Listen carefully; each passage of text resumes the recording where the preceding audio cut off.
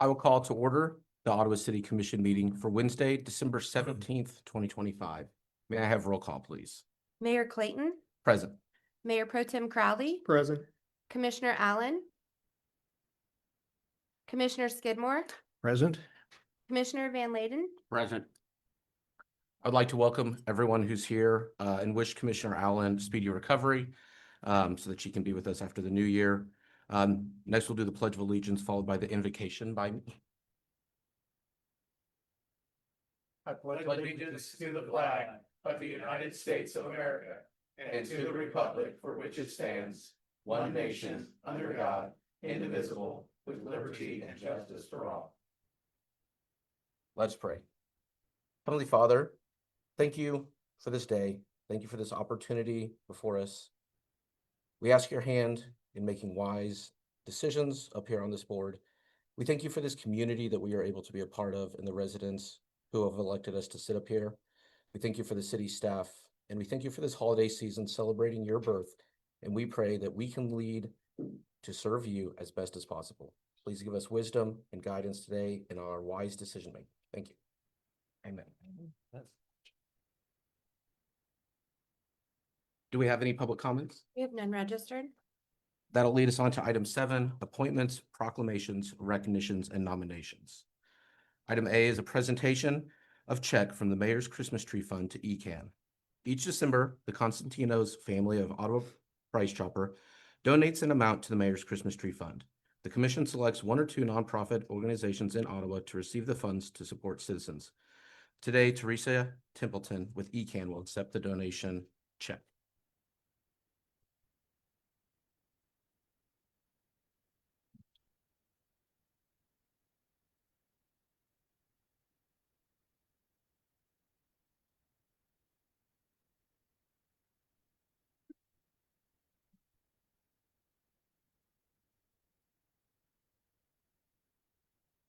Anything you want to say? Thank you. On behalf of ECAN, I would just like to say thank you for this and the opportunity to be here. We are so grateful for the partnership with the city of Ottawa. You guys just don't know how big a part you play in ECAN's mission. So we just want to say thank you. Well, on behalf of the city, thank you for all that you guys do as well. And so you and all of your staff. That'll take us on to item 8, the consent agenda. The consent agenda includes minutes from December 10th, regular meeting, November 2025 financial monthly reports, agency reports for outside partners, Franklin County Development Council, Ottawa Library, Ottawa Main Street, and Prairie Paws, 2026 cereal malt beverage applications, and the agenda approval. Motion to approve. Second. We have a motion and a second. All in favor, say aye. Aye. All opposed? Motion carries. At this time, I'd like to give the commission a chance to declare any conflict or communication that they have had that might influence their ability to consider today's motions or issues impartially. Hearing none, we will skip over item 10, unfinished business, as we have none. Item 11A, snow removal plan. We will hear from Director Walsh of an overview of the city's snow removal plan. Welcome. Good morning, Mayor and Commissioners. So I'm going to give you just a brief overview of what our snow removal plan is going to look like for the 2020, we'll call it the 2025-2026 season. Get on board here. There is no recommendation with this presentation. It's just informational purposes only. So our Public Works Department provides 24/7 response during winter storms. Each year we discuss operations to determine if there are any updates that we can make to provide a better service to our community. We coordinate our operations through our Streets Department, our Parks Department, Cemetery Department, and Utilities Departments. During our after action meeting at the end of the last year, 2024-25 season, we determined that there was room to improve our operations in our central business district.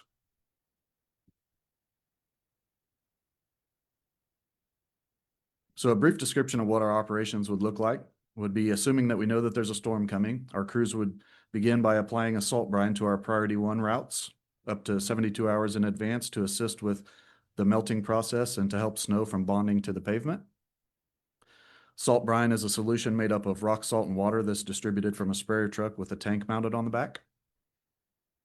It leaves a recognizable residue on the pavement that I'm sure that everybody has seen, you know, the white lines on bridges or roads that you see before it snows, that's salt brine. Once we've accumulated 2 inches of snow, our plows hit the ground and we begin working on our priority 1 routes. These are our emergency routes as seen on this map marked in red. While all of our snow events are unique and timeframes will vary with each one of them, for general reference, a 2-inch snow typically takes our crews approximately 18 hours to hit the entire town.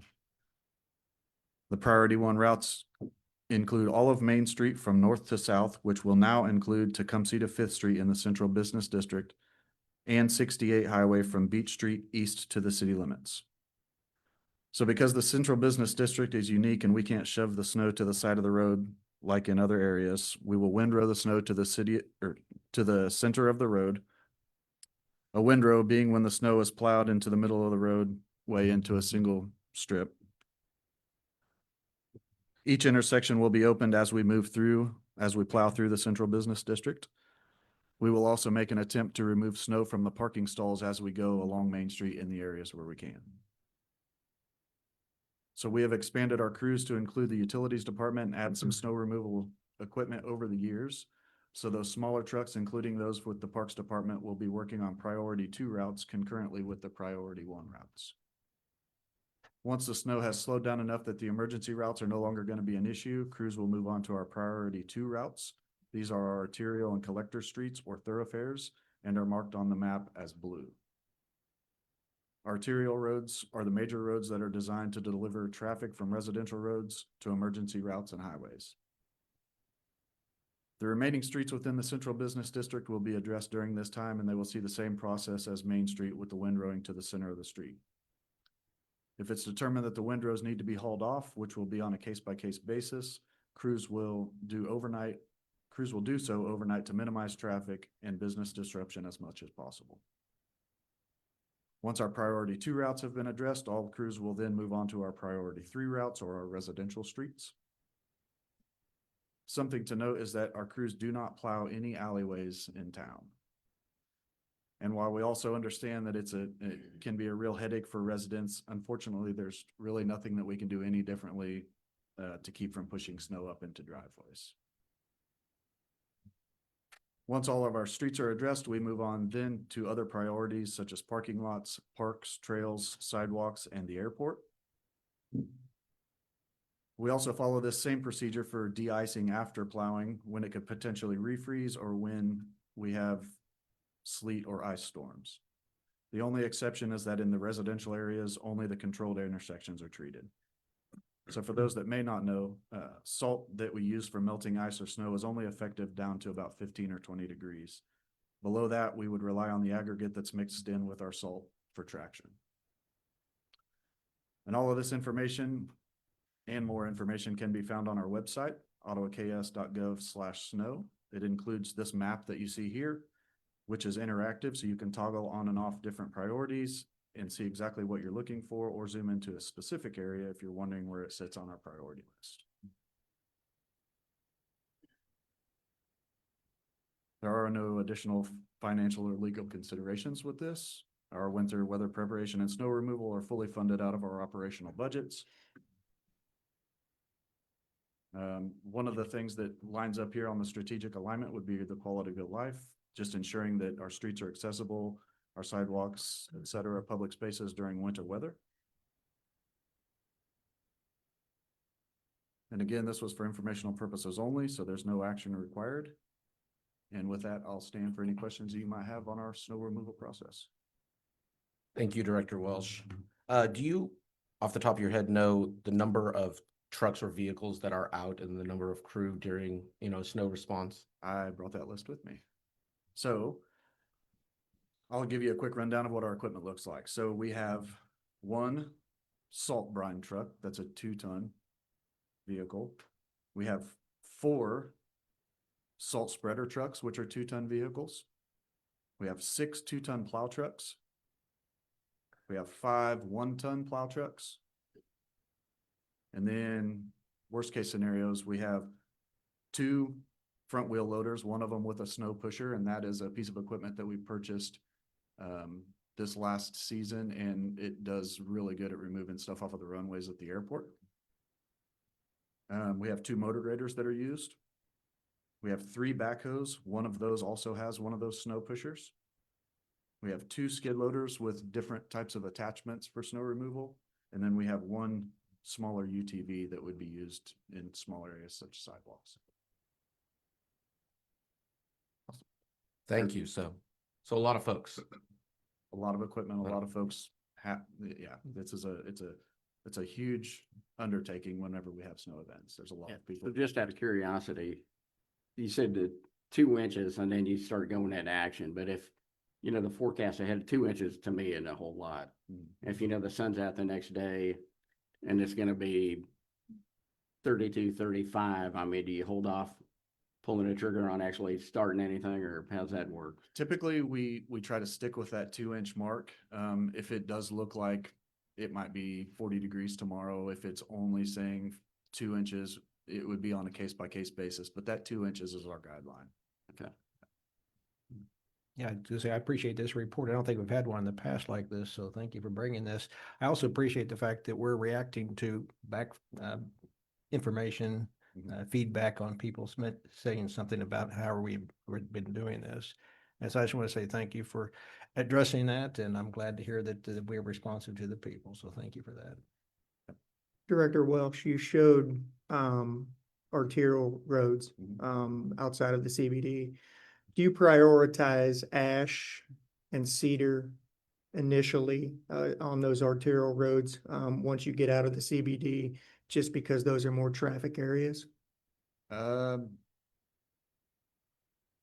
It'd be hard to, it's hard to say that in just one specific way, but yes, kinda. We don't skip over things. So you know, our location is on Second Beach, so we kind of spread out from there. But Ash is one of them that is hit first. 7th Street is one of them that's hit first, those main priorities, and just kind of work our way from there. The reason I asked that question is because as Commissioner Skidmore just mentioned, you know, that you get comments.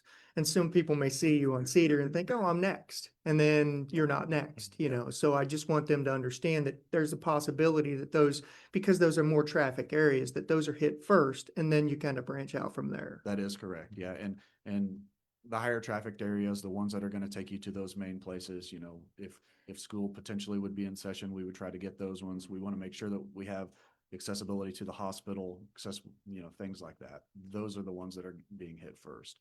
But like I said, for a 2-inch snow, typically, right, it's only 18 hours. That is very, very responsive. That's a very quick turnover on snow removal. So while we may go down Cedar and you might not see, say Willow or something, if you go down Ash, you might not see Willow immediately next. It's not going to be very far beyond that. Obviously, once snow starts to pile up a little bit higher, it takes a little while longer just to remove it, just for in general. And some of those things may have to be hit multiple times prior to getting to your residential areas. For instance, we're not going to leave our emergency routes, our priority ones, until they are clear and we are confident that we won't have to come back to them, stop what we're doing to come back. So once those ones, so essentially when the snow slows down, then we would leave those to move on to those arterials. And, you know, if there's already 4 or 5 inches piled up onto the arterials, it's going to take quite a bit longer. Thank you. Director Welsh, you'd mentioned 2 inches kind of being the threshold for when you guys kind of go start. How does it work in one of those ones where we get a 24-hour snow that's going to accumulate 8 inches to 10 inches? We've had a few of those in the past years. Do you guys start at 2 and just keep working throughout the month? Non-stop 12-hour shifts from there until the streets are cleared. Yeah. So even Christmas morning, if it's starts snowing Christmas morning, the crews have to come We in. don't get a keep break. working. Awesome. And then final question, you may not know this, it might be more for IT. Do you know, is that map searchable? So if folks aren't very good at reading an actual map to understand where their home may be or where they're looking at, is there a way to search, to look for, a street, an address, anything like that kind of overlaid? I don't believe that this map is interactive that way.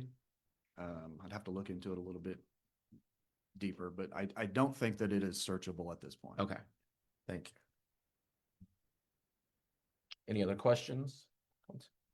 Thank you, and thank you to your crews and all of your folks who are gonna be out this winter. Hopefully not. Hopefully not, right?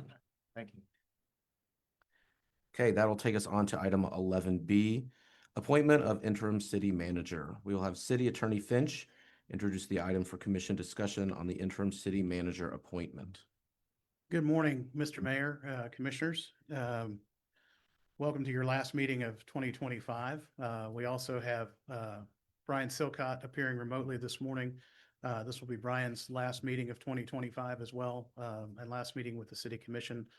You heard DJ talk about the strategic pillars just a moment ago and the city's effort to align all of the things that we do into a strategic framework, and that's thanks to the work of Brian.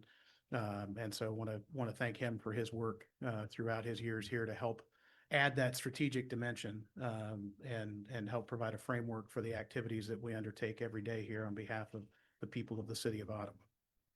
We are, as you know, in the process of transitioning as Brian leaves the city in the next couple of weeks, and we are in the process of searching for a new city manager for the city of Ottawa. To give the public and everyone else an update on that process, you will today go into executive session and work to take some initial batch of candidates and reduce those down to the ones that you want to know more about. In January, you'll get and receive and process the information on that group of candidates and make another selection down to finalists that you want to interview. And that process will take place in early February 2026. Typically, after those interviews happen, if you find the person that you want to hire, then an offer is made, contracts are negotiated, and an announcement is forthcoming about a new city manager.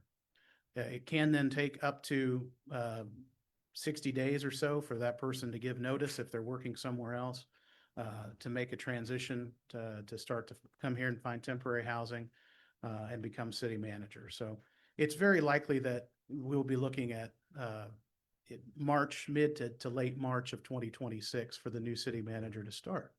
Which brings us to this agenda item today. Just because you will not have a city manager in the saddle until March of 2026, there are still day-to-day things that have to be done for the city. Sometimes we have fire trucks that need repaired. We have changes in personnel. People are hired, people leave the city. There may be personnel issues that HR needs a signature on a form. We have sometimes unanticipated things that come up. Federal grants are made available, need to be signed. Contracts may need to be negotiated. The legislature may do something that the city needs to respond to. All of which to say that the first quarter of 2026 will still need someone with the authority to handle the day-to-day administrative tasks that go on in the city. The commission will continue to set the overarching policy and the strategic direction for the city as you have in the past. And it has been custom here that a member of senior staff, someone who's been at the city a while, is named as an interim city manager, just to keep a steady hand on the tiller, to carry out those administrative duties day to day, and to give your department heads a place to go to get guidance and counsel on decisions that need to be made sooner than March of 2026. So with that, we would ask that you consider appointing an interim city manager to get us through this period from Brian's departure to the time that your new city manager takes the position, again, hopefully in March of 2026, and help with those administrative tasks. With that, I'll handle any questions that you may have about this discussion item. Thank you, City Attorney Finch. Do you typically in other municipalities, do people typically hire someone to come on in? Do they work kind of internally? Do they utilize kind of either the staff that they have or, potentially even you as an attorney who's already in some of those rooms? So a lot of times it depends on the duration of the vacancy. Your prior city manager, Richard Neinstedt, retired from Ottawa and then was the interim city manager in Topeka for a year. And that's a long time to have an interim city manager. That's not typically the case. Here, because of the the courtesy that Brian extended in giving a long notice period, you've been able to retain a consultant and advance your search. So you're really only talking about a short duration, about 3 months. We did contact the League of Municipalities and ask if there were any retired city managers available, if there were folks who may be able to come in on that interim basis. They did not have any. That profession, like many others, is, there's not as many candidates as there used to be. And so they did not have anyone. And so and there is a past practice and custom here of having someone internal for those short stints. Short being 6 months or less, in this case, probably more like 3 months. So. Thank In the you. past, by the way, Mr. Mayor, in the past, it's been when Wendy Lee was the planning director, she did the job. When Bob Bezick was city attorney, he did the job. They had a couple of times there where each of them did it or had some combination of the two. So just to give you, there is a historical precedent here for someone internal to do it. Thank you.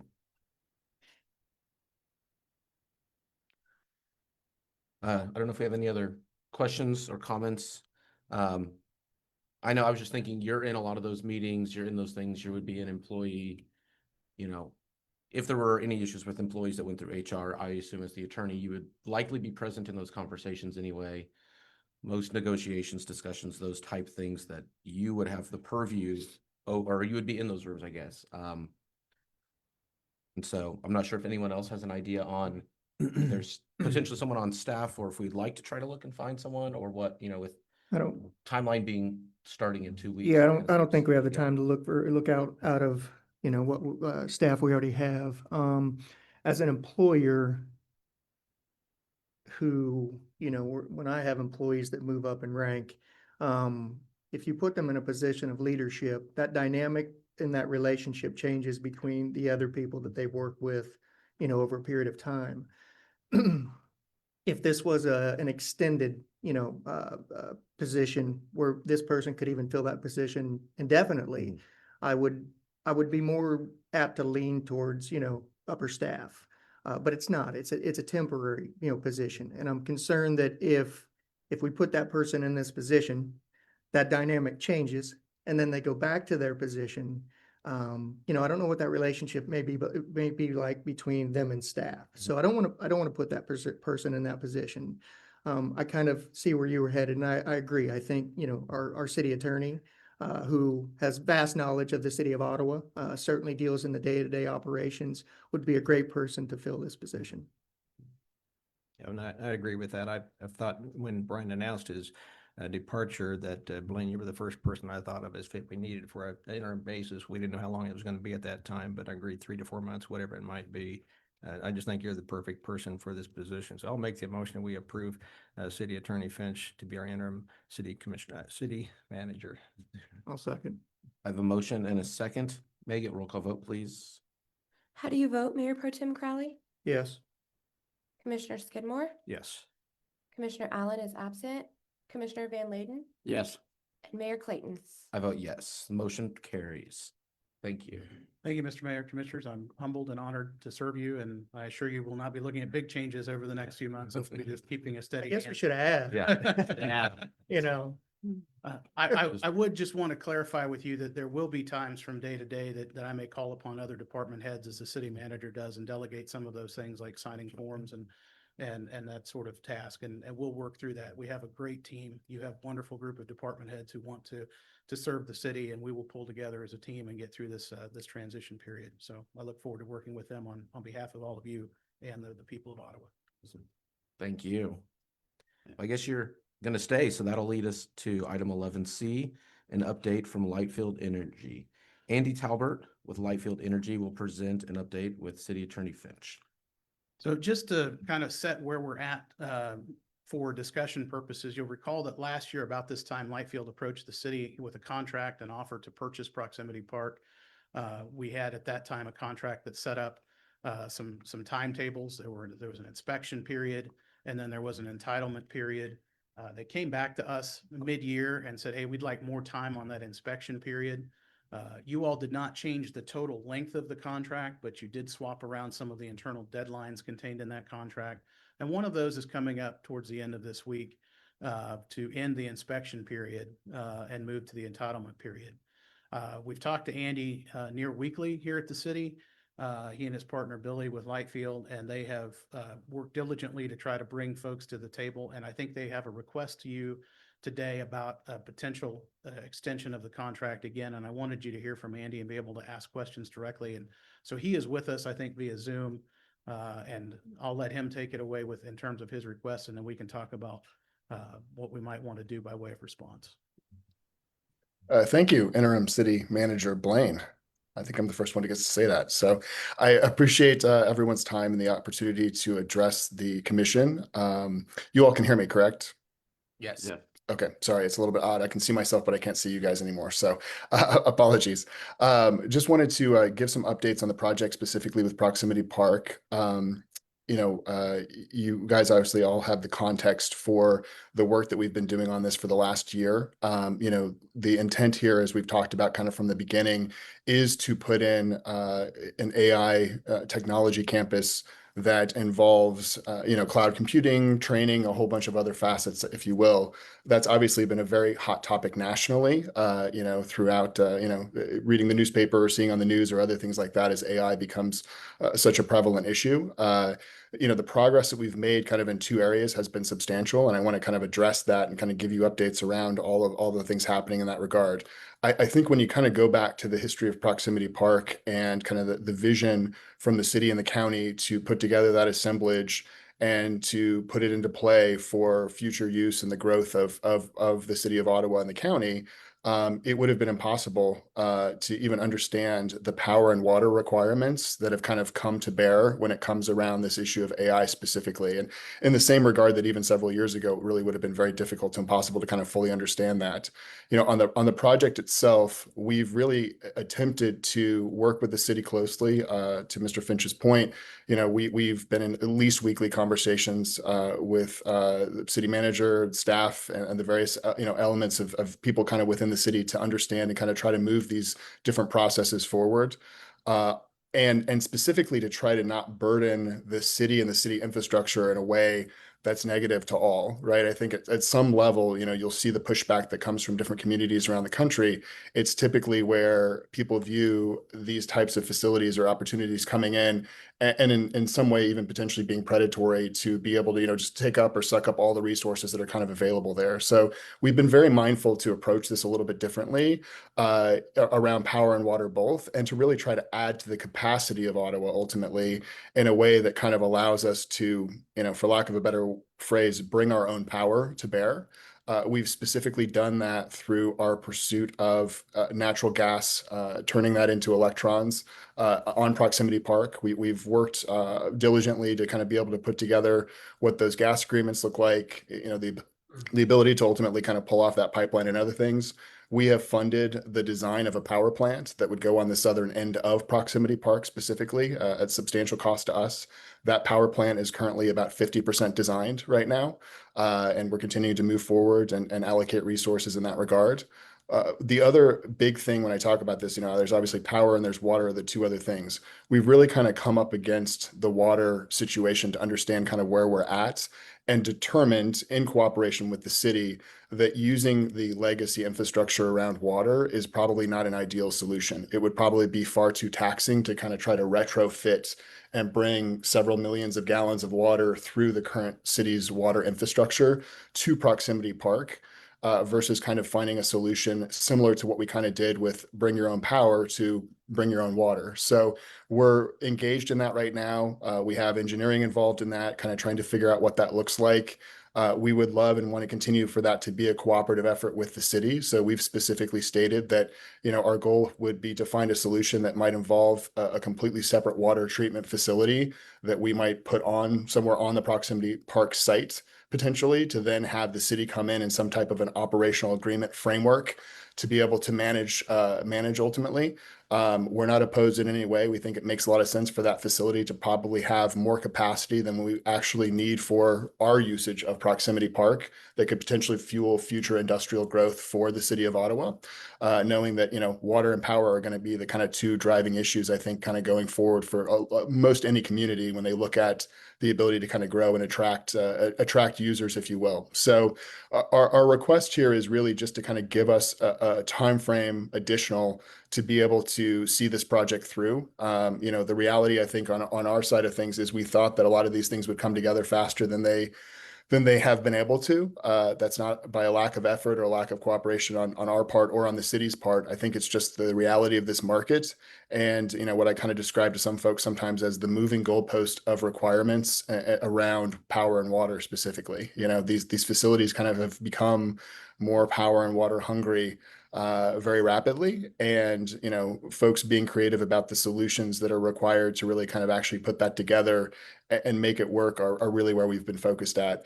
I think Proximity's park's value long-term, its highest best use, when you think about it as a technology campus, is going to clearly involve a significant more amount of power and water than are currently there. And that's why we are trying to kind of find those private solutions to be able to not tax or overburden the city of Ottawa, but ultimately to be able to bring value and be a good long-term partner to the city of Ottawa as we hopefully add capacity to the community while also meeting the needs of the advanced computing solution that we're trying to build there.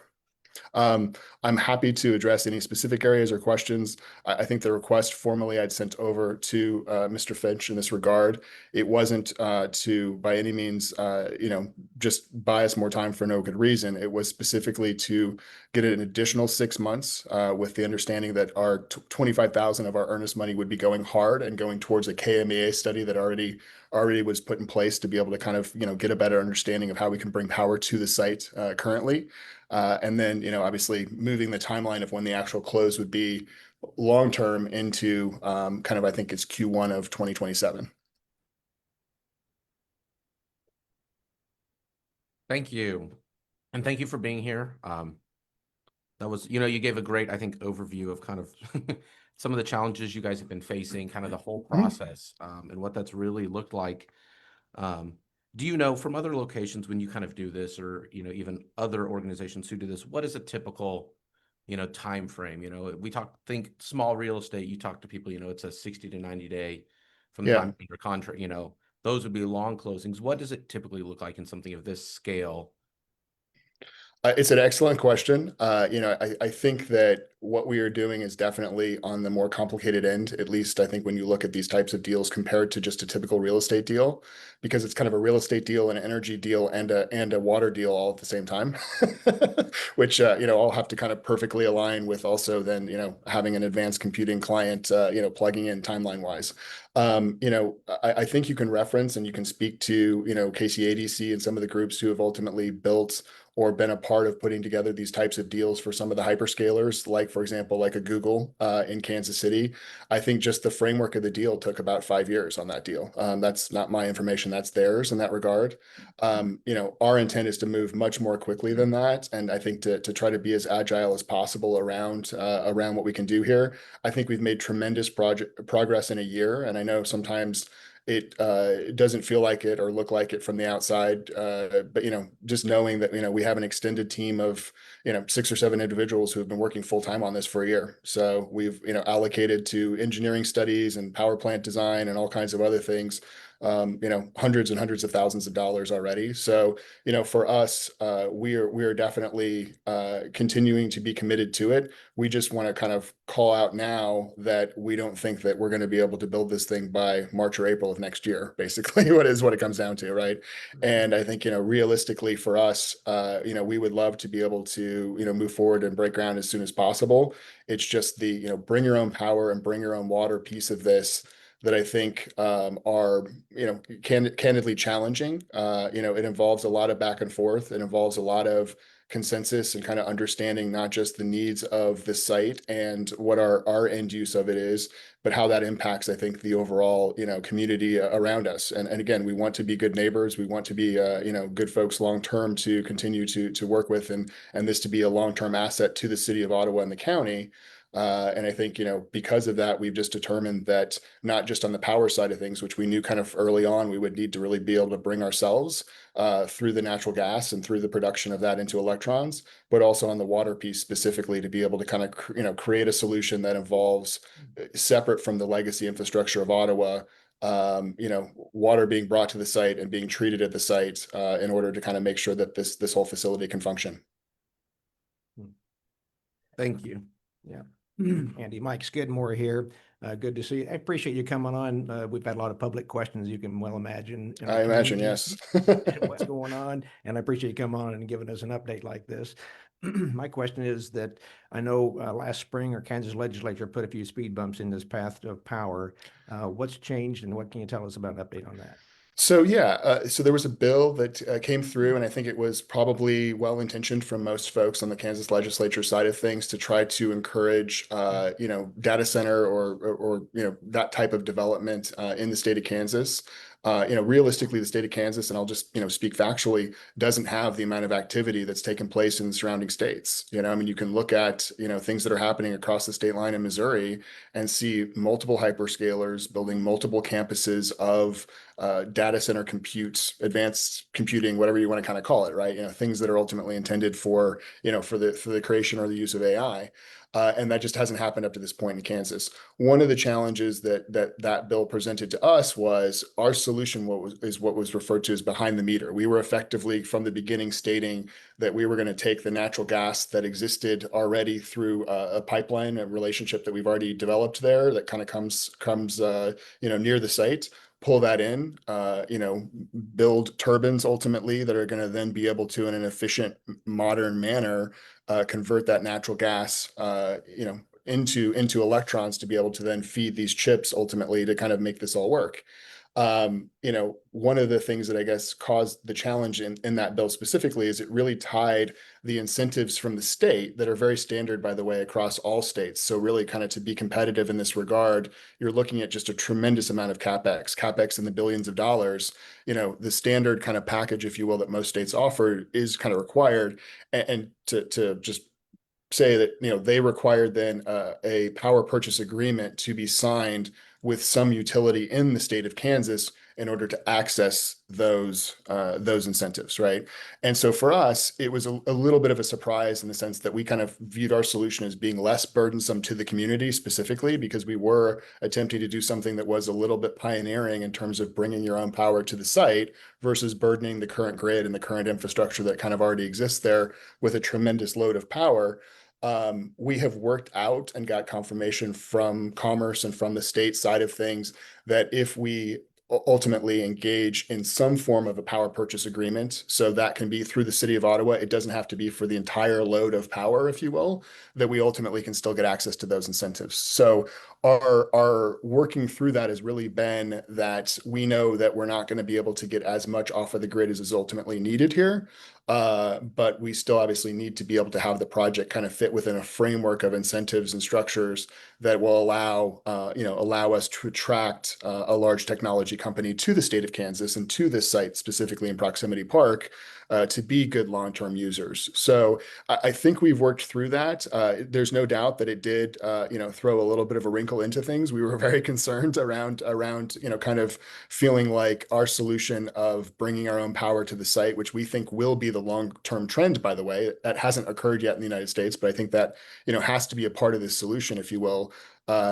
Initially our view was that we were being excluded from the incentives in that regard. I think now we've worked through that as long as we are engaging again with the city of Ottawa for some power, which we already were wanting to do anyway. Candidly, just there wasn't enough power there. We would buy all the power you guys can get us, in that regard. That's not the issue. It's more just, having that available power in a timely manner, if you will. So I think it's worked through in that regard. It didn't make it as straightforward as we would have liked necessarily, but, again, a combination of us purchasing some power over a 10+ year period from the city of Ottawa, which again, we're happy to do, combined with then us also kind of, bringing our own power to bear with the natural gas, transformation into electrons is I think hopefully going to be the combined solution here.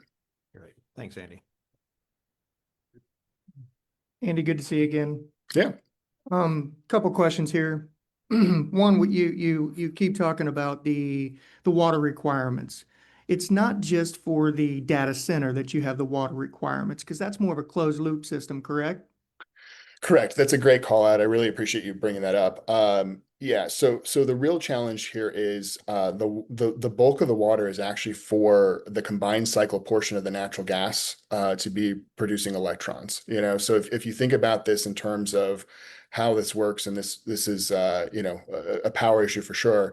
You're looking at the closed loop system working for the actual data center, data hall, campus, whatever you want to kind of call it, in that regard. That's going to be extremely efficient with the water. So that doesn't leak a lot, that doesn't have a lot of water that gets lost on a daily basis in the same way. The real bulk of the water demand here is really for the production of, making natural gas, turning that into electrons in an efficient manner, because steam is required, right? So part of the idea of a combined cycle on natural gas power production is that you're producing steam to effectively create a secondary electricity, right? So there's electricity being, produced by the turbines, and there's electricity being produced by the steam as well. So just to kind of keep all that cool and keep all that operating is really where a lot of your water requirement is in this regard. And that's beyond, again, the capacity currently that the city has. And it wouldn't be our intent to try to, again, burden the city in a way that would be out of the way of being appropriate or being effective in that regard. We ran through and looked at, different scenarios again with the city of what the current legacy infrastructure looks like to kind of upgrade that.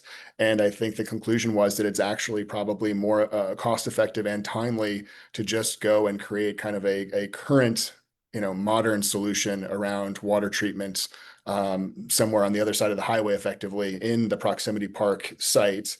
And that obviously involves us having to build another thing in cooperation with the city. I think that our hope is that, as all this comes together, that we can do that in a manner that is principally or entirely privately financed, which I think will hopefully speed the process along. Our intent is not to be in the water business, so we would want to, in that same sense, work out a framework along the way with the city of Ottawa that would allow the city of Ottawa to ultimately manage that water facility. Again, we're not attempting to be in the water business. We're just having to kind of solve the additional problems we're finding as we're attempting to, get a site ready to do a technology campus. And that thing you mentioned would be a water treatment facility. I'm assuming the benefit to the city of Ottawa and our residents could be redundancy for the city of Ottawa and possibly expansion that we could use that facility for? Yeah, I think redundancy or growth. There's several million gallons per day that are going to be needed for the production of electricity on the site, right? And combined with the data center or technology campus approach here. If you look at it, to go and to build something that's just to the exact need of what we currently need on the thing would probably not be the smartest thing in the world. It probably wouldn't be that much more difficult to level up and to incorporate then Ottawa's view of growth or Ottawa's view of kind of their need to either redundancy or growth, knowing that that's new infrastructure that, again, isn't burdened by legacy systems at all, that's sitting on the other side of the highway. I think there's a way to create, a mutually beneficial win for everybody in this regard. We don't want to run a water plant. You all can potentially incorporate this into the future growth, prospect of what Ottawa has to offer. Right now, water is a real problem. Even if you had a heavy manufacturing user come in, for example, or whatever else, I mean, you would be taxed effectively, probably beyond your current capacity. And you'd be in a spot where you're having to do tens of millions of upgrades to the current water infrastructure in the city, or having to build a separate facility, right? So if we're proposing effectively like working through to try to figure out how to build an additional facility on the proximity park side that allows us, again, to be able to get what we need out of it from a usage of proximity park, but also from the city's point of view. I mean, again, if the water is there and this new treatment facility obviously would be able to handle beyond just the several million gallons a day we would need, there's no reason not to try to kind of think about that in a more forward thinking way around, again, future industrial growth or future population growth, either way. And I appreciate that prospect. I know a few months back, our interim city manager, city attorney, gave us an explanation of the benefits of you folks coming into Proximity Park and also the future expansion that we had towards the south of upwards of 1,600 acres. If somebody wanted to purchase and develop that, we could move south. Well, if that was the case, we'd have to do some sort of water treatment facility on that part of town anyway. So it would be great to partner with you individuals and benefit both of us in a way to have that future expansion. So It's great to hear. The other thing I wanted to talk to you about is, we, I gotta think about this because when, lose my train of thought real quick. Does anybody else have anything per se? Yeah, we can. Yeah, Now, go I ahead. just wanted to say, this is Tim Van Layden. You know, I'm a little late to the party on this, but I appreciate the fact that I've never been involved in a building project where you don't have problems, you don't have delays that come up unexpectedly, you weren't really anticipating, and that, you know, the willingness to stick with the project and keep moving forward with actually what's going to become more of a benefit to the city in the long term. So I just, you know, I'm thankful that they're still wanting to move forward. Well, and honestly. that kind of brings me back to what I was thinking about, Andy, is we've, you know, when you talk construction, you know, contractors, it's all about time. Hurry up, hurry up, hurry up. And generally they come in and they're frustrated about the time that it takes.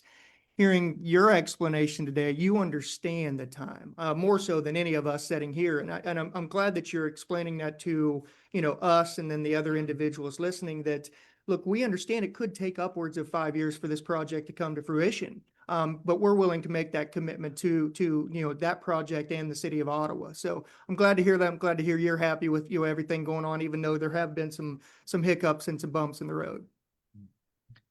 Yeah, and Andy, as you know, Commissioner Crowley mentioned, if you're dealing with water, I'm assuming you're dealing with, you know, we'll call it the alphabet salad at the state. I'm sure you're dealing with all sorts of groups in terms of water rights, what that looks like, what a water treatment plant would be, and none of that I'm sure is fast. And so you're probably dealing with multiple Yes. groups in different hands, and that never speeds anything up. On your water treatment, just as a question, how close, I guess, to potable, or does that water need to be for your plant?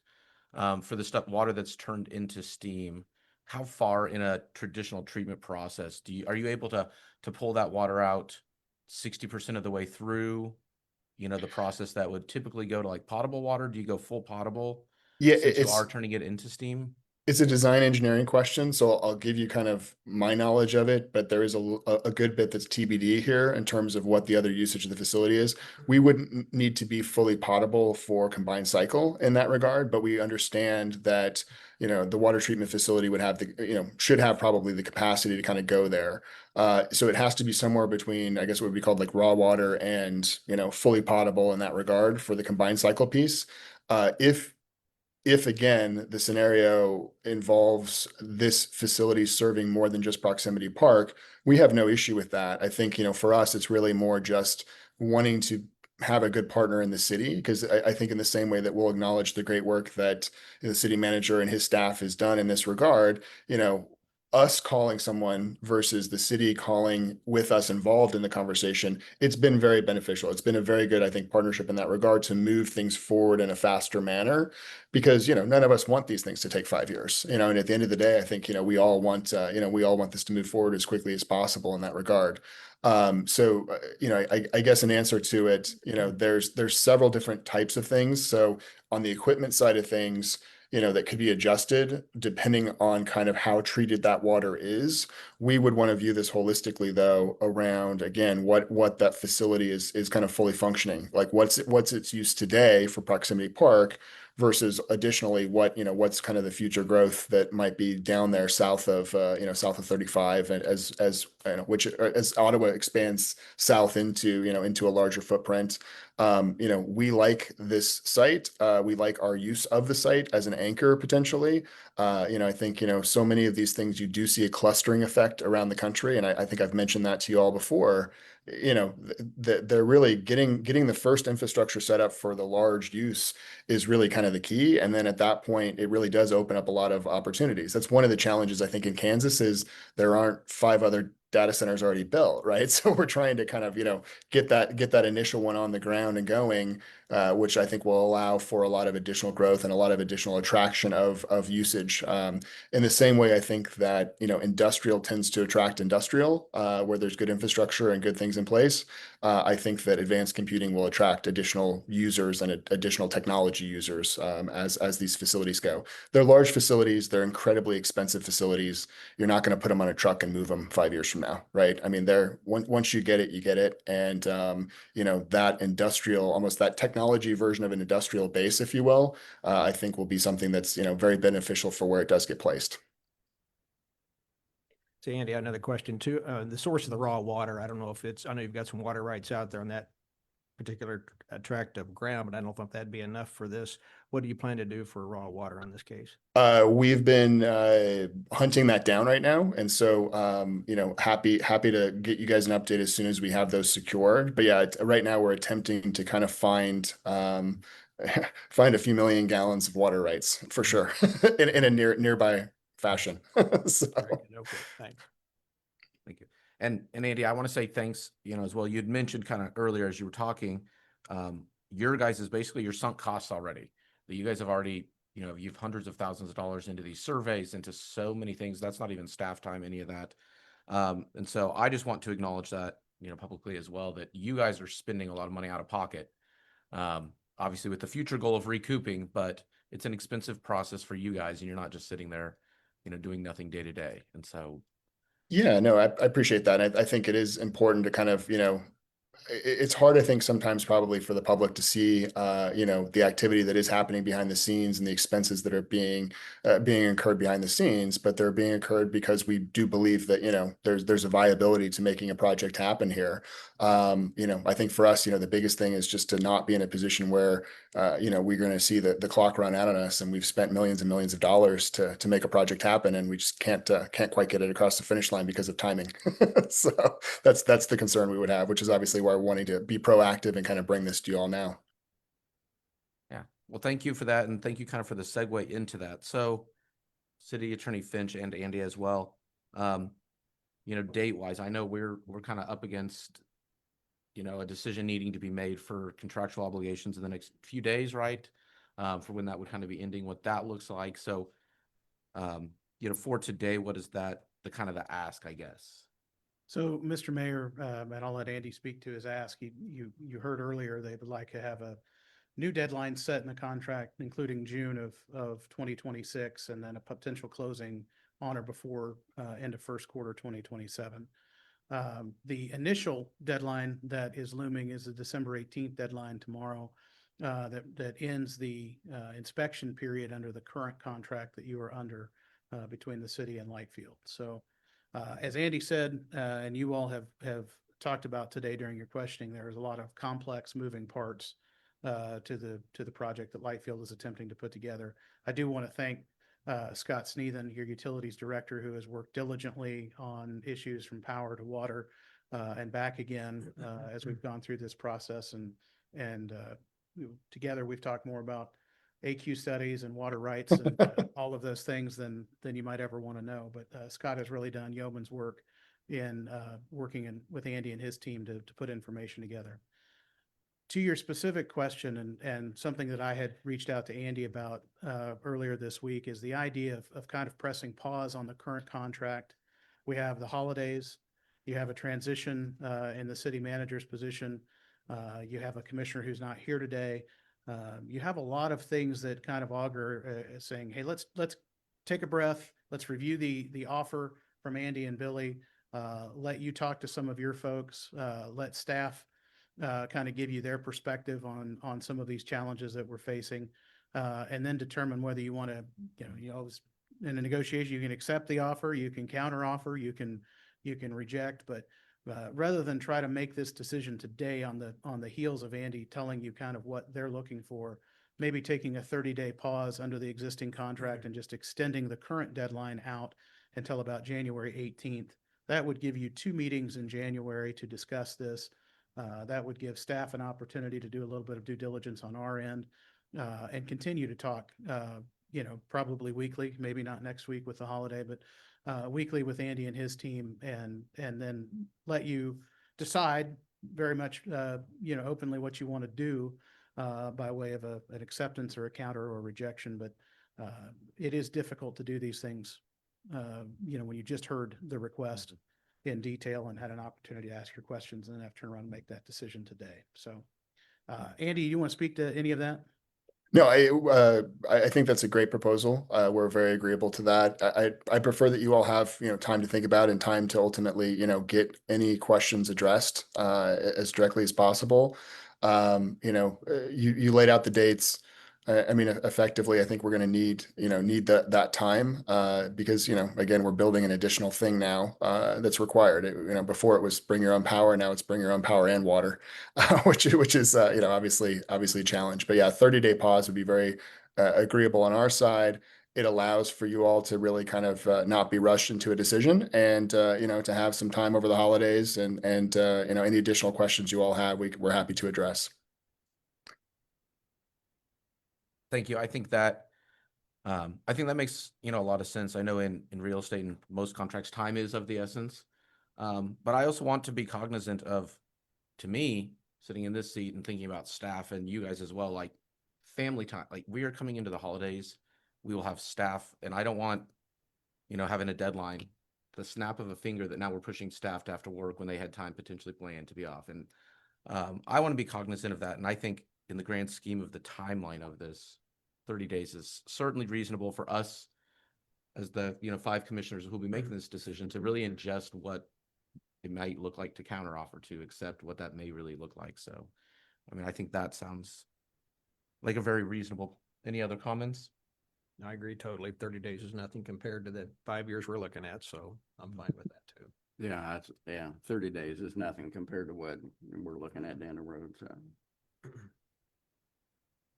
So City Attorney Finch, with that, do you need a motion for you to kind of enter into that, Sure. write that contract, whatever that would kind of look like from your side, and enter into that agreement? Yeah, so I would appreciate a motion from you all today, something along the lines of authorizing us to negotiate and execute a 30-day extension of the current contractual deadlines between the city of Ottawa and Lightfield. I will stand for a motion if we. I so move. Second. We have a motion and a second. Can I get roll call vote, please? How do you vote? Commissioner Allen is absent. Commissioner Skidmore, Yes. Mayor Pro Tem Crowley, Yes.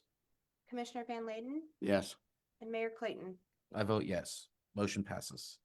Thank you. We'll keep at it. Thank you, Andy. Yeah, thank you, Andy. Yeah, thanks everyone. I really appreciate it. Have a happy holidays, Merry Christmas, all that Yes, good thank stuff. you. Thank you. Absolutely. That will take us on to item 12, comments by our city manager. Do you know if he's remote, if he's doing those? Are you leading those charge? So when Brian called me this morning, his voice is not great, and he asked if we could cover these comments, and so I'll go ahead and run through those for you. I think we have some continued tree trimming occurring on the southwest side of town. We've got 2 trees that are now gone in Highland Cemetery. Public Works has been working on Davis and Industrial Road. You can see here we had pretty bad asphalt failure, and that's been replaced with some high quality concrete. DJ, anything you want to add to that? That should be open by Friday. Okay, open by Friday. The backwash pump at the water plant, the old unit has been sent for rebuild, as we have got a backup in the future, and then street light and wiring installation at Hidden Lakes is ongoing as that development gets close to being complete. We've got a couple of grants from KDOT. One is the cost share award for the 11th Street Sidewalk Project. This will allow for construction of a sidewalk from Ash Street to Main Street. I know, Mr. Mayor, that's been an issue that you have talked about numerous times, and want to thank our staff for putting together the grant application and obtaining those funds. I know the engineering contract was signed earlier this week, so we will have that designed, and this award will allow us to do the construction of that sidewalk. So the other is the high-risk urban roads program for upgraded signage, posts, and pavement markings for multiple intersections across town to increase visibility, reduce crash risk, and support safer travel. I think it's important that we take a minute here to talk generally about traffic safety. And sometimes people think, well, you just go throw up a sign, you just go slow the speed limit down, or put a lighted crosswalk in. And the reality is that traffic design is a specialty that has to be engineered. And before we go throwing signs up, we have to retain engineers who follow federal law and manuals, like the Manual on Uniform Traffic Control Devices, the MUTCD. And they look at traffic counts, they look at turning patterns, they look at pedestrian patterns, and come back to us with an engineered solution. And we may have multiple intersections or areas or streets around town that you go, hey, here's a concern we want to try to address. And just these grants kind of highlight that that can be a long time frame. It is not as simple as saying, we're just going to go throw a stop sign up here. We're going to change a traffic pattern. It needs to be engineered. And once the engineering is done, we get a construction estimate. And then we go forward with trying to find grant funds so that we don't have to rely on property tax in every instance. So this is an example of staff saving money overall by pulling in grants to make these kinds of improvements. And certainly it's an area in terms of public works and in terms of police that we are always looking for where can we improve and then how do we find the funding to make the necessary improvements. Automated utility phone payments. Rebecca, you want to jump in here? You can just dial up and press 1. Bob, are you up? Okay. Tell us how it's done. If you want to pay my bill as an example for everybody, that's fine. Morning, Mr. Mayor, morning, Commissioners. So we've implemented this. It is in complete go time now. It's pretty much as it follows. You still call the 229-3600. It gives you the option for utility billing. Then you get your choice of making an automated payment or still talking to a representative. Pretty simple. You got to have your account number. Then it asks for your house numbers, then your credit card info. I actually did this just so I would know. It does give you a save card option. I didn't do that option, but it does give you a save card option, and it gives you a confirmation number. The benefits of this is you can do it 24/7, 365. And it would slow down a lot of our phone traffic. We get a lot of phone calls. Probably the majority of phone calls we get at City Hall are payments. So it's just another benefit for the citizens if they don't want to actually talk to me or somebody else.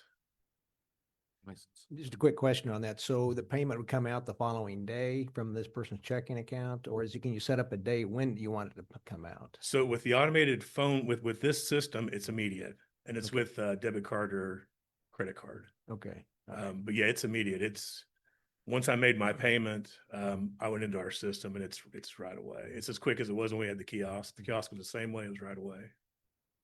I just want to say thank you, Assistant Director McCurdy and you for all of your guys' work on getting this going. And I want to say, I like your shirt. I just want to say thank you for being festive. Thank you.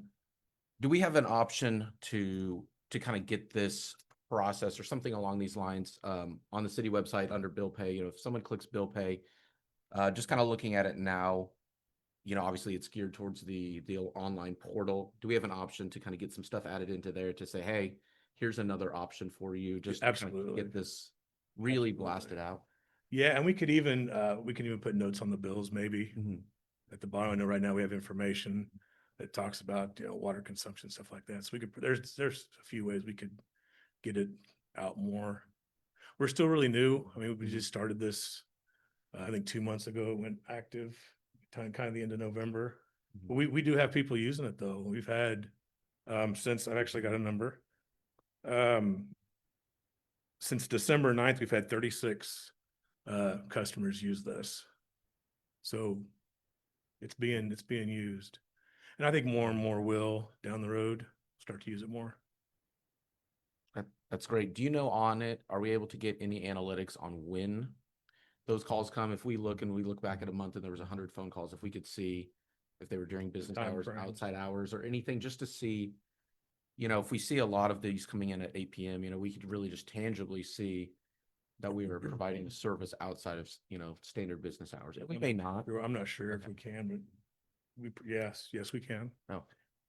That's Yes, that is an okay. option. Well, thank you for that. I think this is Thank you. fantastic. So sorry I stole your Finance thunder last Director week McCurdy. when I asked about it. Any other questions on that? No. Righty, thank you.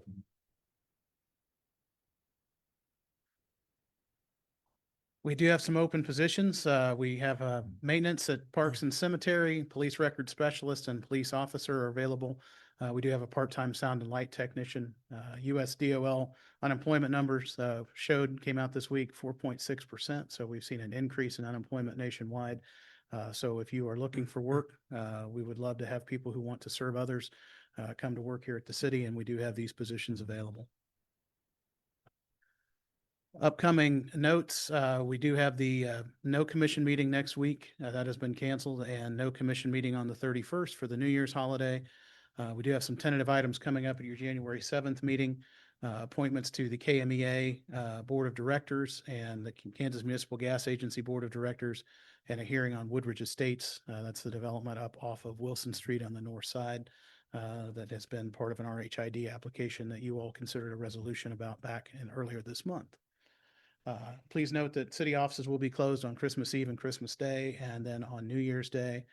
And do want to say to all of you commissioners and to all of our city staff and to the public, I hope you have a Merry Christmas and happy holiday season, and that there is peace on earth and goodwill to men and women throughout our city and our county. With that, I'll stand for any questions. Thank you. One question I had on, it's the HRUR. It had mentioned materials. Is that a grant from the state? Instead of a financial contribution, that is materials, potentially like light poles, or is it those kind of those tangible things that we might use? I will defer to our city clerk on the answer to that question. She is our grants wizard who applies and knows all things grants. That is for material, so it's stop sign reflectors, and it was intersections that are identified as high risk by the state of Kansas. Okay, awesome. And then on, oh gosh, the addition by Price Chopper Hidden Lakes. Hidden Lakes. Do we have an estimated timeline when occupancy for kind of the first buildings may be coming? I know driving by, it looks like they were getting grass down.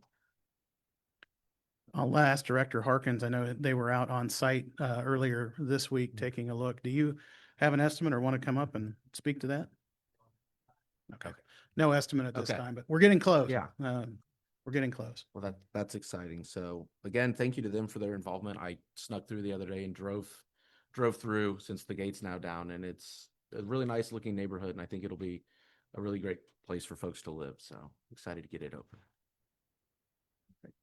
Thank you. Thank you. Okay, that'll take us to comments by our governing body. We'll start with Commissioner Van Lieden. I don't really have a whole lot other than I just want to say thanks to all the city staff and workers, and I hope they have a really Merry Christmas and a good New Year's. And look forward to starting in January again. Thank you. Commissioner Skidmore. Yeah, I just want to say, when I saw that grant approval, I just immediately thought of Melissa. So I just quit your name to grants, and so that's a good thing. I just wanted to say that. So congratulations on keep up the good work. You saved us a lot of money right there. So thank you for that. And I just want to remind everybody not to forget the reason for the season. Merry Christmas and have a Happy New Year. Thank you. Mayor Pro Tem Crowley. I have no additional comments. Okay, and that'll take it to me. I'll just follow that as well. Just a Merry Christmas. A thank you to all the citizens, but also to the staff who work every day. We heard today about snow crews working overnight, pushing. We have so many staff that still work on Christmas Day because I know I'm at home cooking and I want water. So the ability to have that means we have people working at those plants on those holidays. So I just want to publicly, give a shout out to those crews at water treatment, electrical, like all of the utilities we have, the road crews, police department, fire department. If I missed anyone, I'm really sorry. But just all of those people who are working on those holidays so everyone else can kind of enjoy that time with their family and friends. And so, again, Merry Christmas to everyone. As was brought up before, the remaining 2 meetings for this year are canceled on December 24th and December 31st. Our next meeting will be January 7th at 7 p.m. here in City Hall. And you cook. Did I hear that right? Yeah. Okay. I've been a bachelor until I was 35. Okay. I'd be dead if I It's on the didn't. record. Right? Okay. Yeah. I will need a motion for us to enter into executive session. How long? Hello. Commissioners, we would anticipate an hour. Yeah. As said earlier, this is for the purpose of reviewing applications for the city manager position. We do not anticipate any action being taken today. If we need additional time, we may come out and go back in. But an hour, At this point, you may want a 5-minute recess before you start. And again, there'll be no action taken at the end of the executive session other than adjournment. Mr. Mayor, I move the commission recess into executive session for 60 minutes to discuss personnel matters of non-elected personnel for the purpose of reviewing applicants pursuant to KSA 754319B1. The open meeting will resume in this room at 12:15 PM. I have a motion. Do I have a second? I'll second that. I have a motion, a second. All in favor, say aye. Aye. Aye. All opposed? We're in executive session.